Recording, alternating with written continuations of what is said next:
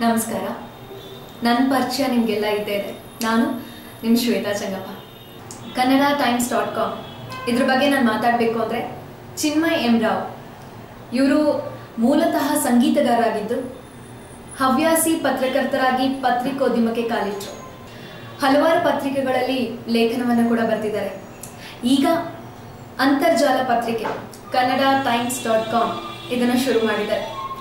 ಇದು ಕಲಾವಿದರ ಪರ್ಸನಲ್ ವಿಷಯಗಳು, ರೂಮರ್ಸ್, ಗಾಸಿಪ್ಸ್ ಇವೆಲ್ಲವನ್ನ ಬಿಟ್ಟು ಕಲಾವಿದರ ಸಾಧನೆ ಹಾಗೂ ಪಾಸಿಟಿವ್ ಅಂಶವನ್ನು ಪ್ರಕಟಿಸುತ್ತೆ.